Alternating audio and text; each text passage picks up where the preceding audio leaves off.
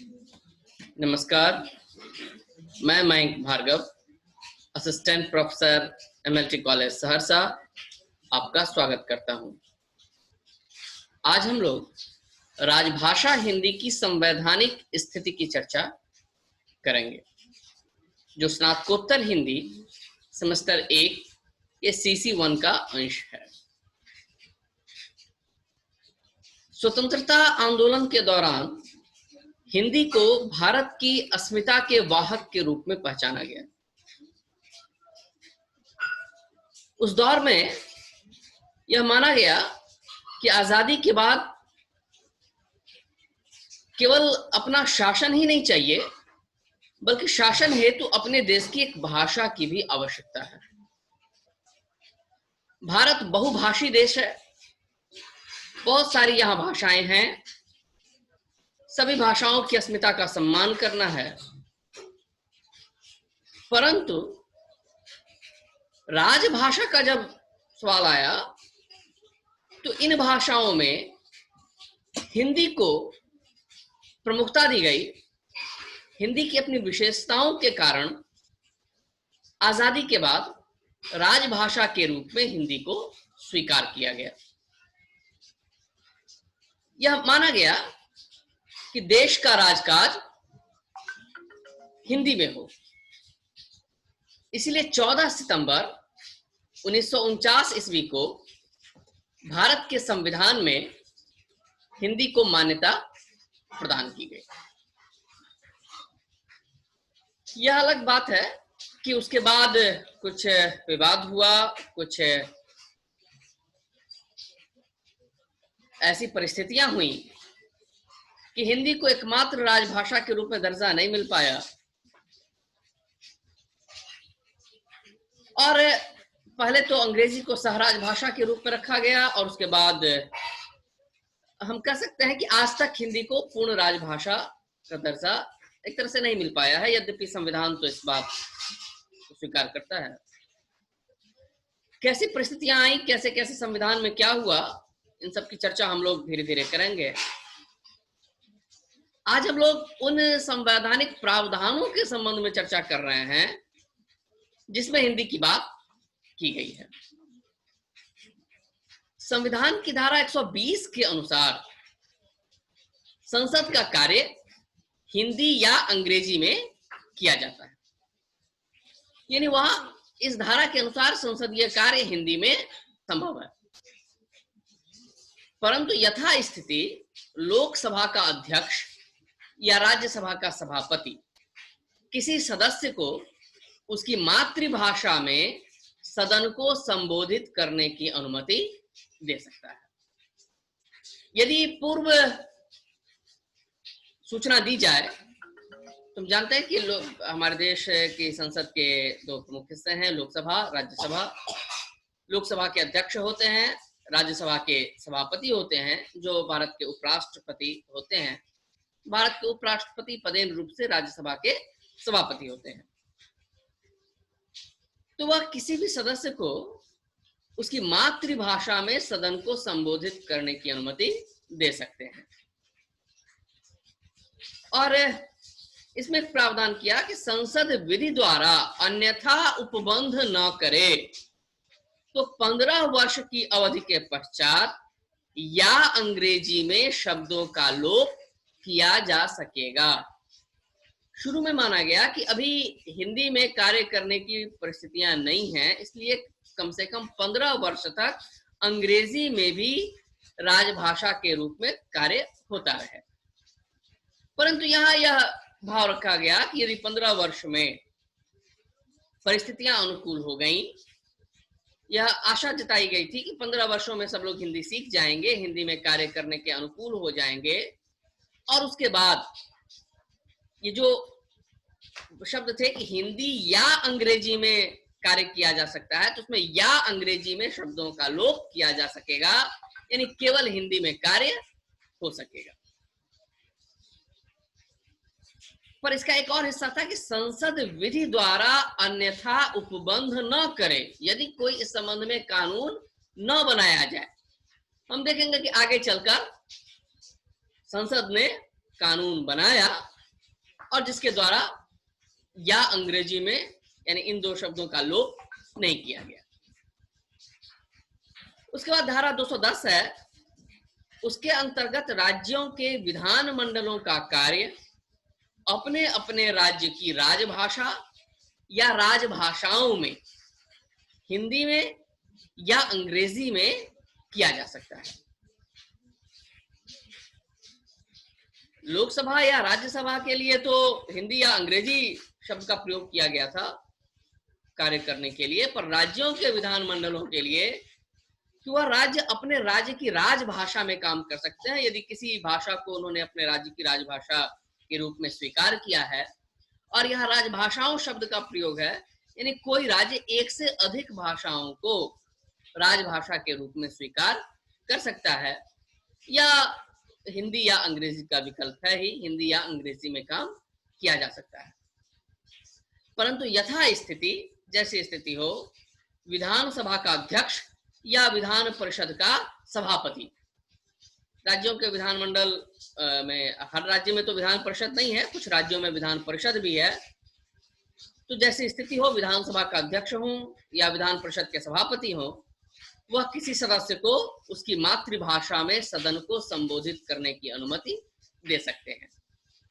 और यहां भी यह बात रखी गई थी कि राज्य का विधानमंडल विधि द्वारा अन्यथा उपबंध न करे तो 15 वर्ष की अवधि के पश्चात या अंग्रेजी में शब्दों का लोप किया जा सकेगा। यानी बिल्कुल स्पष्ट था कि यहाँ भी यह भावना थी कि 15 वर्षों के बाद अन्य भाषाओं में तो काम हो सकता है।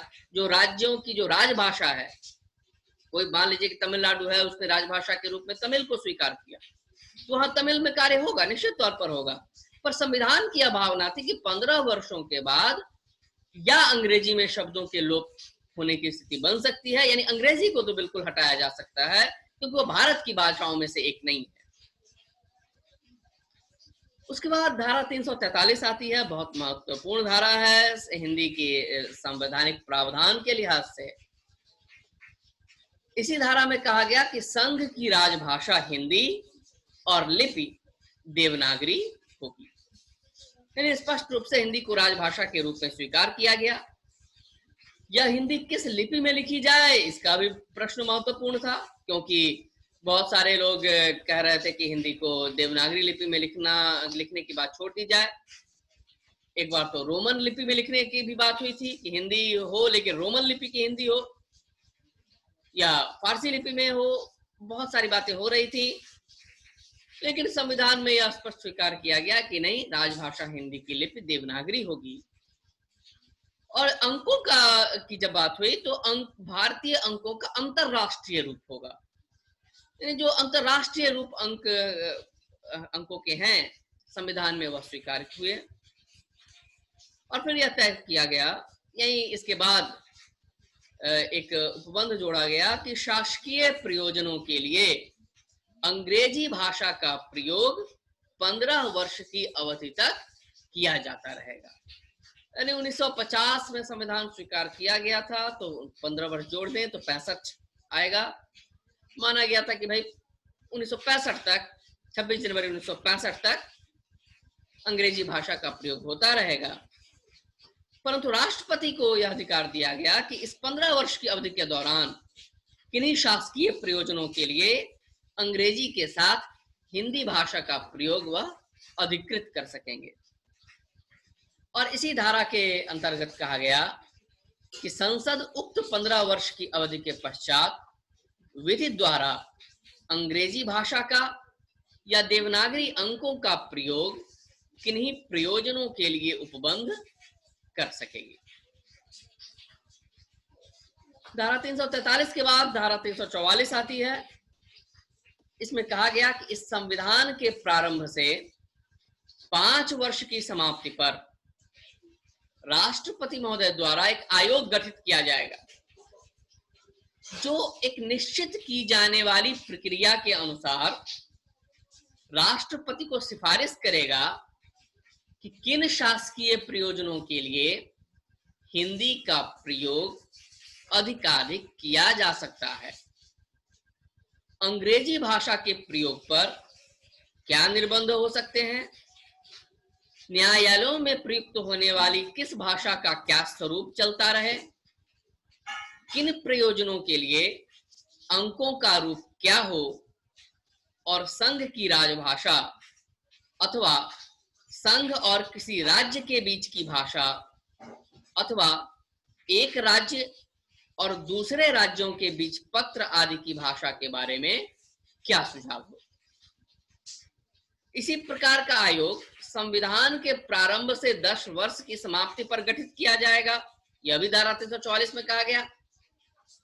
यह प्रावधान भी किया गया कि ये जो आयोग गठित होंगे वो भारत की औद्योगिक, सांस्कृतिक और वैज्ञानिक उन्नति का और लोक सेवाओं के संबंध में हिंदी भाषी क्षेत्रों के न्याय संगत दावों और हितों का पूरा पूरा ध्यान रखेंगे। आयोग की सिफारिशों पर संसद की एक समिति अपनी राय राष्ट्रपति को देगी। इसके पश्चात राष्ट्रपति उस संपूर्ण रिपोर्ट के या उसके किसी भाग के अनुसार निर्देश जारी कर सकेगा। अर्थात राष्ट्रपति को भी एक आयोग की सिफारिशों पर चलने की सलाह दी गई कि उनके निर्देश उस आयोग की सिफारिशों पर आधारित होंगे और आगे चलकर इस तरह के आयोग बने भी। इसके बाद धारा 345, इसके अंतर्गत कहा गया कि किसी राज्य का विधानमंडल विधि द्वारा उस राज्य में प्रयुक्त होने वाली या किन्हीं अन्य भाषाओं को या हिंदी को शासकीय प्रयोजनों के लिए स्वीकार कर सकेगा। यदि किसी राज्य का विधानमंडल ऐसा नहीं कर पाएगा तो अंग्रेजी भाषा का प्रयोग यथावत किया जाता रहेगा। धारा 346 में संघ द्वारा प्राधिकृत भाषा एक राज्य और दूसरे राज्य के बीच में तथा किसी राज्य और संघ की सरकार के बीच पत्रादि की राजभाषा में होगी। यदि कोई राज्य परस्पर हिंदी भाषा को स्वीकार करेंगे तो उस भाषा का प्रयोग किया जा सकेगा। यानी एक राज्य यदि संघ की सरकार को कोई पत्र लिख रहा है तो वह तो राजभाषा में ही वह पत्र होगा, परंतु यदि दो राज्य आपस में समझौते के अंतर्गत हिंदी भाषा में पत्र व्यवहार स्वीकार कर लें तो इस भाषा का प्रयोग किया जा सकेगा। धारा 347 में यह कहा गया कि यदि किसी राज्य की जनसंख्या का पर्याप्त भाग यह चाहता है कि उसके द्वारा बोली जाने वाली भाषा को उस राज्य में दूसरी भाषा के रूप में मान्यता दी जाए और इस निमित्त से मांग की जाए तो राष्ट्रपति द्वारा यह निर्देश दिया जा सकेगा कि ऐसी भाषा को भी उस राज्य में सर्वत्र या उसके किसी भाग में ऐसे प्रयोजन के लिए जो वह विनिर्दिष्ट करें शासकीय मान्यता दी जाए। कई राज्यों ने इस धारा का उपयोग करते हुए अपने यहाँ दूसरी भाषाओं को भी राजभाषा के रूप में मान्यता दी। इसके बाद बहुत महत्वपूर्ण अनुच्छेद है धारा 348 जो न्यायालयों से संबंधित है। इसमें कहा गया कि जब तक संसद विधि द्वारा उपबंध न करे तब तक उच्चतम न्यायालय और प्रत्येक उच्च न्यायालय में सब तरह की कार्यवाही अंग्रेजी भाषा में होगी। यह उपबंध संविधान का ऐसा है जिसके कारण हिंदी का प्रवेश न्यायालय के क्षेत्र में बहुत सीमित हो गया है। कुछ राज्यों के उच्च न्यायालय में हिंदी को मान्यता मिली है और कुछ राज्यों ने यह आवेदन दिया फिर भी हिंदी को भी मान्यता नहीं मिली। कुछ राज्यों ने अपने अपने राज्य की राजभाषाओं को मान्यता देने के लिए निवेदन किया संघीय सरकार के पास, पर उन्हें भी मान्यता नहीं मिली और उच्चतम न्यायालय में तो प्रवेश नहीं है। तो यह बहुत महत्वपूर्ण अनुच्छेद है हिंदी के संवैधानिक प्रावधानों के ख्याल से। संसद के प्रत्येक सदन या राज्य के विधानमंडल के किसी सदन में विधेयकों अधिनियमों, प्रस्तावों, आदेशों, नियमों, विनियमों, उपविधियों एवं राष्ट्रपति अथवा किसी राज्य के राज्यपाल द्वारा प्रख्यापित अध्यादेशों के प्राधिकृत पाठ अंग्रेजी भाषा में होंगे। किसी राज्य का राज्यपाल राष्ट्रपति की पूर्व सहमति से उच्च न्यायालय की कार्यवाही के लिए हिंदी भाषा या उस राज्य में मान्य भाषा का प्रयोग प्राधिकृत कर सकेगा, परंतु उस उच्च न्यायालय द्वारा दिए गए निर्णय, डिक्री या आदेश पर इस खंड की कोई बात लागू नहीं होगी। यह प्रावधान भी किया गया है कि इस खंड की इन्हीं बातों के लिए यदि अंग्रेजी से भिन्न किसी भाषा को प्राधिकृत किया गया हो तो अंग्रेजी भाषा में उसका अनुवाद प्राधिकृत पाठ समझा जाएगा। उसके बाद धारा 349 है, राजभाषा से संबंधित संसद यदि कोई विधेयक या संशोधन पुनः स्थापित या प्रस्तावित करना चाहे तो राष्ट्रपति की पूर्व मंजूरी लेनी पड़ेगी और राष्ट्रपति द्वारा आयोग की सिफारिशों पर और उन सिफारिशों की गठित रिपोर्ट पर विचार करने के पश्चात ही अपनी मंजूरी दी जाएगी, अन्यथा नहीं। धारा 350 यह बताता है कि प्रत्येक व्यक्ति किसी शिकायत को दूर करने के लिए संघ या राज्य के किसी अधिकारी या प्राधिकारी को यथास्थिति संघ में या राज्य में प्रयोग होने वाली किसी भाषा में अभ्यावेदन देने का हकदार होगा। अल्पसंख्यक बच्चों की प्राथमिक शिक्षा उनकी मातृभाषा में दिए जाने की पर्याप्त सुविधा सुनिश्चित की जाएगी। भाषाई अल्पसंख्यक वर्गों के लिए राष्ट्रपति द्वारा एक विशेष अधिकारी नियुक्त किया जाएगा जो उन वर्गों के सभी विषयों से संबंधित रक्षा के उपाय करेगा और अपनी रिपोर्ट समय समय पर राज्यपाल और राष्ट्रपति को देगा, जिस पर संसद विचार करेगी। और इसके बाद बहुत महत्वपूर्ण अनुच्छेद है धारा 351 जो सरकारों के कर्तव्य को निर्धारित करता है और सरकार को इसके अंतर्गत कार्य करना भी चाहिए ताकि हिंदी का विकास कर सके। इस धारा के अंतर्गत यह निर्देश दिया गया कि संघ का यह कर्तव्य होगा कि वह हिंदी भाषा का प्रसार बढ़ाए और उसका विकास करे ताकि वह भारत की सामाजिक संस्कृति के सभी तत्वों की अभिव्यक्ति का माध्यम बन सके।